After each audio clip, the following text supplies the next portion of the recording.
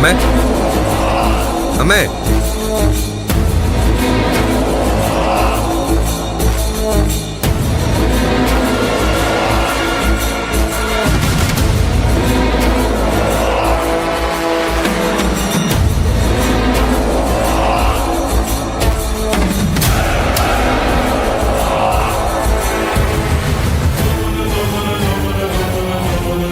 ഇന്നലെ രാത്രി അമ്മ ഇവിടെ വന്നിരുന്നു. അല്ല, ഞാൻ അമ്മയുടെ എന്തെങ്കിലും പറഞ്ഞായിരുന്നു? ചോദിച്ചു കേട്ടില്ലേ ഞാൻ എന്തെങ്കിലും പറഞ്ഞായിരുന്നോന്ന്? നീ എന്തൊക്കെ പറഞ്ഞെന്ന് നിനക്കറിയില്ലേ? ഓ, അപ്പൊ ഞാൻ സംശയിച്ച പോലെ തന്നെ. ഞാനിപ്പോ രഹസ്യങ്ങളില്ലാത്തവനായി മാറിയല്ലേ? അല്ല, ഇനിയിപ്പോ എന്താ ചെയ്യാൻ പോന്നെ? ഇതുവരെ ഞാൻ ആരോടും ഒന്നും പറഞ്ഞിട്ടില്ല. പക്ഷേ ഇനി പറയും. അമ്മ ഇനി എന്ത് ചെയ്യാൻ പോവാ? ഇനി നീ എന്നെ അങ്ങനെ വിളിക്കരുത് അമ്മയെന്ന്. അതിനുള്ള അർഹത നിനക്കില്ല. നിന്റെ കൂടെ എല്ലാത്തിനും കൂട്ടുനിന്നെന്റെ ശിക്ഷയാ എനിക്ക് കിട്ടിയത്. ഇനിയില്ല. ഞാനിപ്പോ എന്താ വേണ്ട? എനിക്കൊന്നും വേണ്ട. ചോദിച്ചാലും തിരിച്ചു തരാൻ നിനക്ക് പറ്റില്ലല്ലോ. നിന്നെ ഞാൻ വെറുതെ വിടില്ല. ഇന്നലെ നീ പറഞ്ഞത് മുഴുവൻ ഞാൻ പറയേണ്ടവരോട് പറഞ്ഞിരിക്കും. അതിനെല്ലാം നീ എണ്ണി എണ്ണി കണക്ക് പറയേണ്ടി വരും. നോക്കിക്കോ. അമ്മ വെറുതെ മണ്ടത്തരൊന്നും കാണിക്കല്ലേ. ഞാൻ നേരത്തെ പറഞ്ഞല്ലോ, ഇത്രയും കാലം നിന്റെ കൂടെ നിന്നത് അതാ ഞാൻ കാണിച്ച ഏറ്റവും വലിയ മണ്ടത്തരം. ഇനി ഞാൻ ആ തെറ്റ് ആവർത്തിക്കില്ല. എല്ലാം ഞാൻ തിരുത്താൻ പോവുക. ഇനി നിന്നെ വച്ചോണ്ടിരിക്കാൻ പാടില്ല. നിങ്ങൾ ആരോട് എന്ത് എന്ന് പറഞ്ഞാലും ആർക്കും ഒന്നും ചെയ്യാൻ പറ്റില്ല. അതിന് തെളിവ് വേണ്ടേ? നിന്നെ നുണപരിശോധന നടത്തിയാൽ മതിയല്ലോ. തെളിവായില്ലേ? ആഹാ, അപ്പോ അത്രയും വരെ ചിന്തിച്ചു. എന്നാലേ ഒരു സത്യം മനസ്സിലാക്കണം. അമ്മ ഒരു മാനസിക രോഗിയായിരുന്നു ഒരു കാലത്ത്, അറിയാമല്ലോ. എനിക്കറിയാം. നിനക്ക് ചെയ്യാൻ പറ്റണതെല്ലാം നീ ചെയ്തോ. എനിക്ക് ചെയ്യാൻ പറ്റണതെല്ലാം ഞാനും ചെയ്യും. ജനിപ്പിച്ചാൽ മാത്രം പോരാ, നല്ലപോലെ വളർത്തേയും വേണം മക്കളെ. മക്കളെ നിലയ്ക്ക് നിർത്തണം.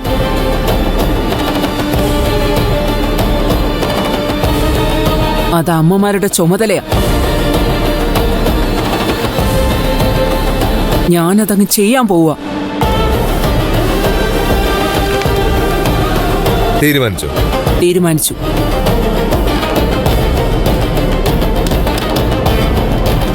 തീരുമാനത്തിന് ഒരു മാറ്റവും ഇല്ല. ഇല്ല. ഞാനും അമ്മയുടെ മകനാ. നീ മകനല്ല, നീ ശത്രുവാ. എന്റെ മാത്രമല്ല, പലരുടെയും ശത്രു. നീ നശിക്കണം. അങ്ങനൊന്നും പറയല്ലേ അമ്മേ, ഞാനൊരു പാവല്ലേ.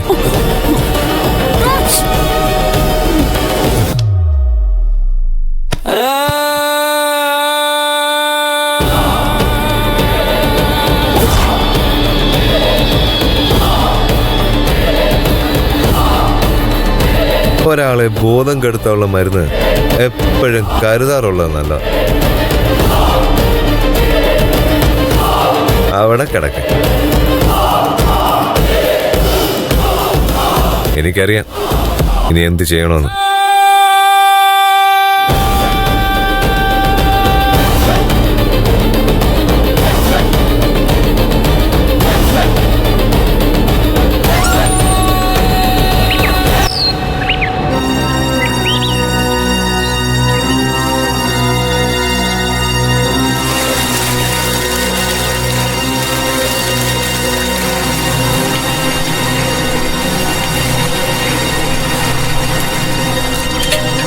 മോട്ടോർ കേടാന്ന് തോന്നുന്നു.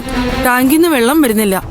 ടാങ്കിന്ന് വെള്ളം വരാത്തല്ല, ഞാൻ മനഃപൂർവ്വം വരുത്താത്തതാ. ബോർവെല്ലും ടാങ്കും ഒക്കെ എന്റെ ഭാഗത്താ ഇരിക്കുന്നേന്ന് അറിയാലോ. അതുകൊണ്ട് മേലാൽ അത് ഉപയോഗിക്കണ്ട. ഇത് ക്രൂരതയാണ് മോളെ. ആണ്, അതിലും ക്രൂരമായ കാര്യമാ ഇനി ഞാൻ ചെയ്യാൻ പോകുന്നത്. ഇപ്പൊ ഈ കുടവുമായിട്ട് ഇങ്ങോട്ട് വന്നത് കിണറ്റിന്ന് വെള്ളം കോരി എടുക്കാനല്ലേ? അത് നടക്കില്ല. ഞാൻ തടയും. കാരണം കിണറും എന്റെ ഭാഗത്ത് തന്നെ ഉള്ളതാ. ഇതിലെ വെള്ളം മറ്റൊരാൾക്ക് കൊടുക്കാൻ ഞാൻ തയ്യാറല്ല. ഞാൻ മറ്റൊരാളാണോ മോളെ? പണ്ടല്ലായിരുന്നു, ഇപ്പൊ ആണ്. എന്നു മുതൽ എന്റെ ഇഷ്ടങ്ങൾക്ക് നിങ്ങൾ എതിര് നിന്ന് തുടങ്ങിയോ, അന്നു മുതൽ നിങ്ങൾ എന്റെ ശത്രു ആവാനും തുടങ്ങി. ഇപ്പൊ എനിക്ക് നിങ്ങളോട് ഒട്ടും സ്നേഹമില്ല. എന്റെ ജീവിതം നശിപ്പിച്ച ആളായിട്ടാ ഞാൻ നിങ്ങളെ ഇപ്പൊ കാണുന്നേ. നീ എങ്ങനെ വേണേലും കണ്ടോ, അതല്ലല്ലോ സത്യം. സത്യം നുണയൊന്നും നിങ്ങൾ എന്നെ പഠിപ്പിക്കണ്ട. ഭാഗം കഴിഞ്ഞു, ഇനി നമ്മള് രണ്ടാ. ബന്ധം പറഞ്ഞു വന്നാലൊന്നും എന്റെ മനസ്സിളകാൻ പോകുന്നില്ല. കുടിവെള്ളം തടയുന്നത് പാവാ, ദൈവദോഷം കിട്ടും. ഞാനങ്ങ് സഹിച്ചെന്നേ.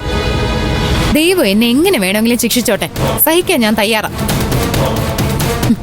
കല്യാണ വേഷത്തിൽ വന്ന് എനിക്ക് നിങ്ങളെ തന്ന സമ്മാനം ഓർമ്മയുണ്ടല്ലോ. താലി കെട്ടാൻ വന്ന ആളെ ജയിലിലേക്ക് അയച്ചു. അതിലും വലിയ പാപം വേറെ ഉണ്ടോ? അത് പാപമല്ലെങ്കിൽ ഞാൻ ഈ ചെയ്യുന്ന ഒന്നും പാപമല്ല. അധിക നേരം ഇവിടെ നിന്ന് സമയം കളയണ്ട. പോയി വേറെ എവിടെന്നെങ്കിലും വെള്ളം എടുക്കാൻ നോക്ക്. ഇത്ര മനസാക്ഷി ഇല്ലാത്തവളാണ് നീയെന്ന് ഞാൻ അറിഞ്ഞില്ല.